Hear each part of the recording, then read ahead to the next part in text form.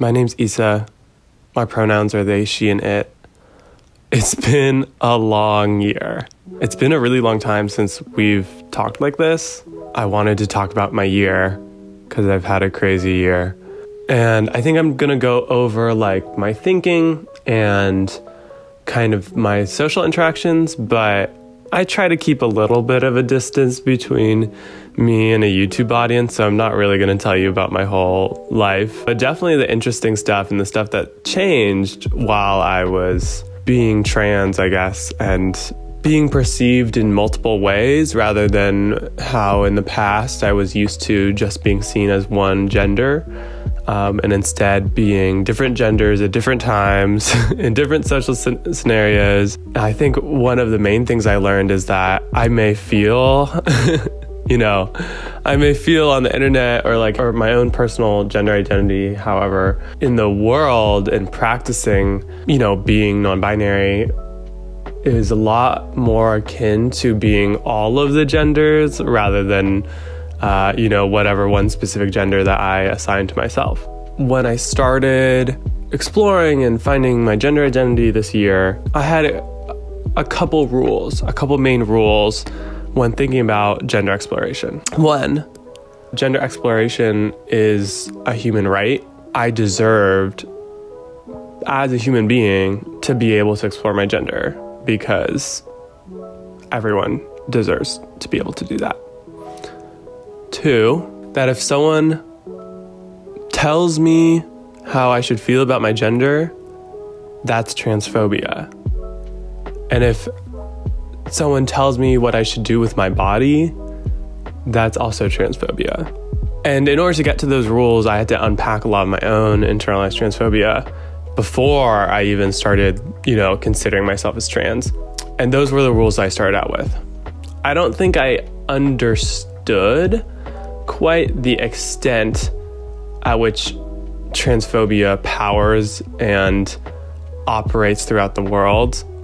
How binary bodies are recreated through extreme persistent transphobia that operates at a global level. I read it in books and I was expecting it, but to understand that personally, it's a different thing. I started my year off as a boy, considering myself a boy, but I had come across these fundamental rules about myself and realized that gender exploration was something that I wanted to do and something that I felt like I needed to do because I felt hurt in some kind of way and I didn't know why.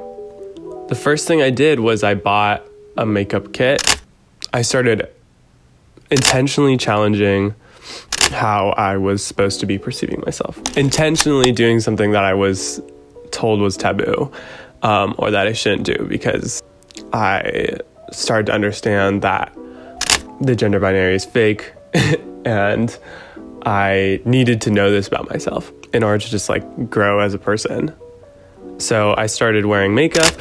I would at 1 a.m. I would do myself up, not very well. And it wasn't until I came out to my parents that I started wearing makeup out. I came out to my parents before I started dressing femme and being more femme in public, primarily because I knew that my parents would say things about me. And I knew that as people, they didn't want to be transphobic, but for them, if they saw a man in a dress, that was something to make fun of. I thought it would be best to come out to them to have them check themselves before they felt like they needed to comment on anything. And I think I've encountered a lot of people like this where people really don't want to be transphobic at all. It's just so ingrained in most people that and especially with my family, it's so ingrained in most people that it's very difficult not to. This is also applicable to trans misogyny. I think a lot of people don't want to be trans misogynistic, but just are, and they don't realize it. After it came out, I started dressing femme. I was just enjoying myself, and I felt like I felt happier, more comfortable.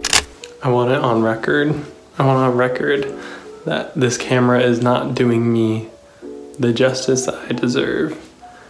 And I do be looking kind of dumb in these photos, but in real life, I look fine. I mean, that's how I feel when I look in the mirror anyways, but yeah. Okay, I visited my friends in Santa Cruz, and during this visit, I came out to them. And I think they had known that I was going through shit because I left my house to stay at home. So I was clearly going through shit, and I came out to them, and they were very supportive, and we had a cute cry hug. So I moved back to Santa Cruz, and this is where I really started branching out. My makeup started getting better. I started having days where I would just really femme, like not trying to present mask at all. There were days where I would do both, but like, I think part of my feeling in that town was like, I need to show people a gender nonconforming person in public, and not just on your internet or like on the magazine or whatever. Like, I needed to walk around and for you to see me. I hadn't seen anyone else on the street, you know, gender nonconforming. And so I was like, okay, I need to do that. I need to take up that space. I need to be there for other trans people. I felt like it's so easy to find non-binary people on the internet. Like, I'm on the internet right now.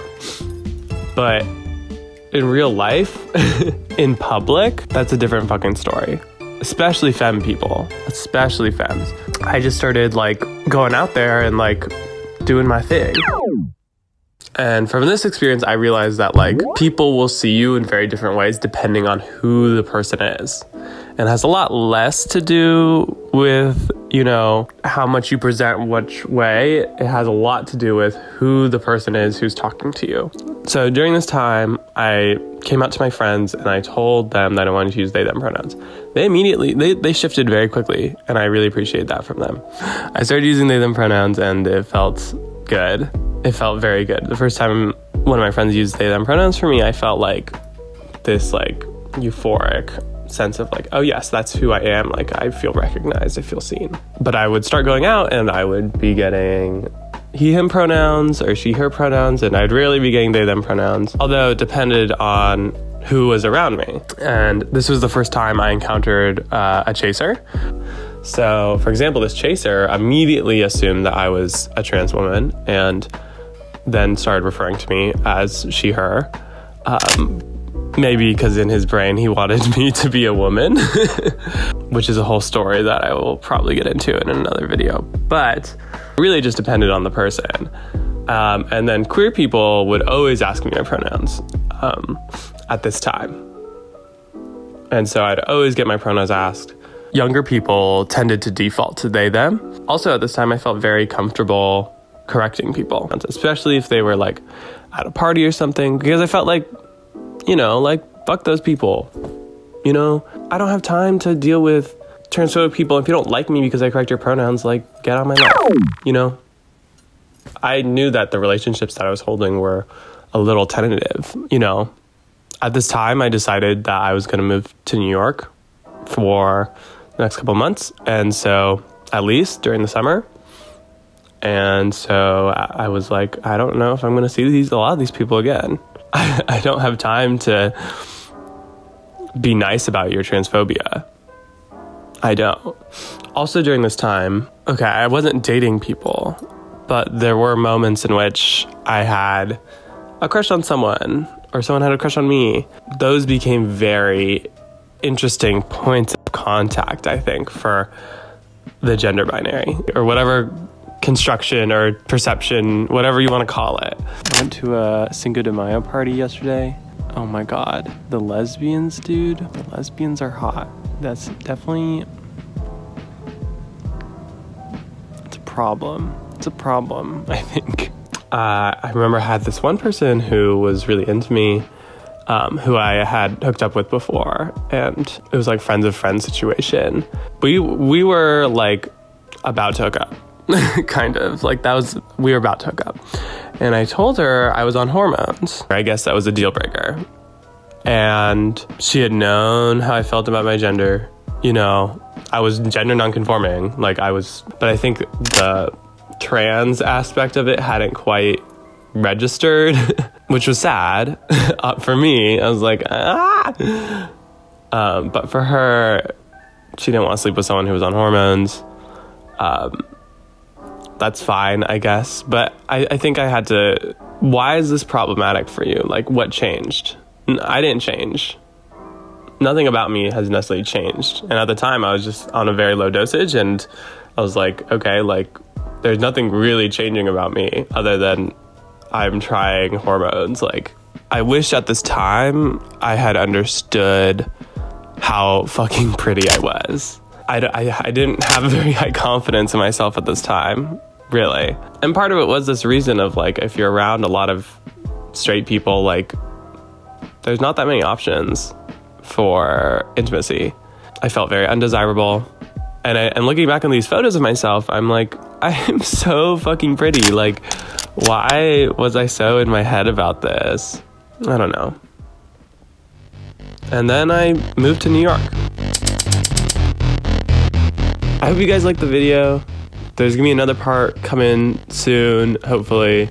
And I'm gonna be talking about my summer in New York. So if you wanna see that, just subscribe. It'll come soon.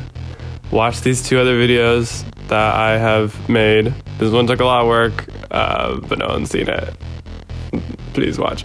And then when the video comes up, it'll be here somewhere. Okay, cool. Thank you guys.